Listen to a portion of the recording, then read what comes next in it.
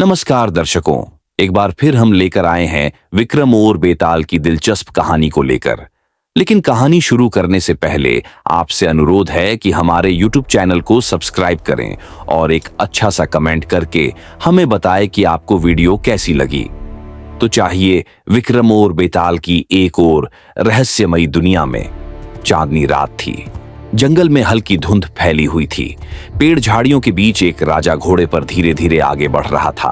उसके चेहरे पर चिंता और साहस दोनों झलक रहे थे। विक्रम बोला, कितनी अजीब रात है। बेताल अभी कहाँ होगा? हमेशा की तरह मुझे कुछ चुनौती देगा ही। तभी एक हल्की हंसी पेड़ की ऊंची शाखाओं से गूंजती है। बेताल बोला, राजा विक्रमादित्य, तुम मुझे खोजते खोजते थकान महसूस नहीं होती? बेताल पेड़ की शाखा से उल्टा लटका हुआ दिखाई देता है। उसके लंबे सफेद बाल हवा में झूल रहे हैं। विक्रम बोला, इतना हंसो मत बेताल। अब मुझे बताओ, इस बार क्या पहेली लेकर आए हो या केवल डराने आए हो? बेताल बोला, हाँ राजा, मैं तुम्हें एक कठिन पहेली दूंगा। अगर सही जवाब दोगे तभी मैं तुम्हारे साथ चलूंगा। विक्रम बोला, ठीक है। बेताल धीरे धीरे पेड़ से उतरता है। उसकी आंखों में चमक और रहस्य दोनों है। विक्रम अपने घोड़े से उतरकर उसके सामने खड़ा होता है। बेताल बोला, सुनो राजा, एक चीज है जो तुम्हारे पास है लेकिन दूसरे लोग उससे ज्यादा इस्तेमाल करते हैं। वह क्या है? विक्रम सोचने लगता है।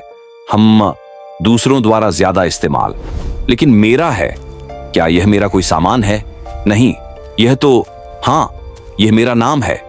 बेताल हंसते हुए बोला, सही, तुम्हारा नाम ही वह चीज है। राजा, तुम बुद्धिमान हो, लेकिन अगली पहेली और कठिन होगी। जंगल में यात्रा जारी होती है। अब बेताल कहता है, विक्रम, अब जो मैं कहानी बताऊंगा उससे पहले मेरी शर्त तो मालूम है ना? विक्रम बोला, है, मालूम है। बेताल अपनी कहानी सुनाओ। विक्रम और बेताल जंगल के बीच से आगे बढ़ते हैं। पेड़ के पत्तों से चांद की रोशनी झलक रही है। बेताल हंसते हुए कहता है, राजा, मुझे हर बार तुम्हारे साहस और बुद्धि का सम्मान करना पड़ता है, लेकिन अगली बार मैं और कठिन पहेली लाऊंगा। विक्रम बोला, ठीक है बेताल, मैं हमेशा तैयार हूं, लेकिन अब हमें वापसी करनी चाहिए।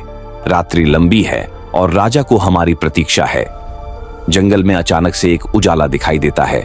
लगता है जैसे कोई रहस्यमय शक्ति उन्हें देख रही हो। बेताल बोला, तुम देख रहे हो राजा, ये जंगल सिर्फ अंधेरा नहीं है, बल्कि ये सोच और सतर्कता की परीक्षा भी है। रास्ते में एक नदी आ जाती है। पानी का प्रवाह तेज है। घोड़ा डरकर भागता है। विक्रम अपनी तलवार से संतुलन बनाए रखते हुए नदी पार करता है। विक्रम बोला, धैर्य रखो बेताल, अगर हम साहस और बुद्धि से काम लें तो कोई मुश्किल नहीं।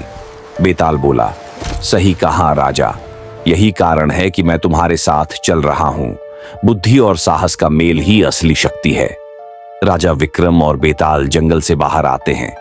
चांदनी की रोशनी में राजा का चेहरा चमक रहा है, लेकिन बेताल हंसकर कहता है, विक्रम, शायद तुम कुछ भूल रहे हो।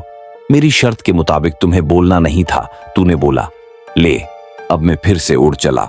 बेताल पेड़ की शाखा पर फिर से लटक जाता है और मुस्कुराता है। विक्रम बोला, आज भी तुम्हारी पहेली ने मेरी बुद्धि और धैर्य की परीक्षा ली। बेताल बोला, और मैं हर बार यही सीख देना चाहता हूं राजा, ज्ञान और साहस से हर कठिनाई पार की जा सकती है।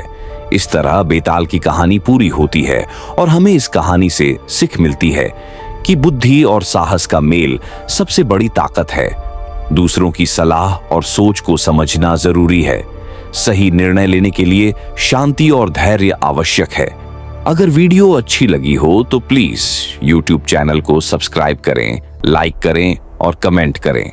तब तक मिलते हैं अगली कहानी के साथ। बेताल फिर लौटेगा।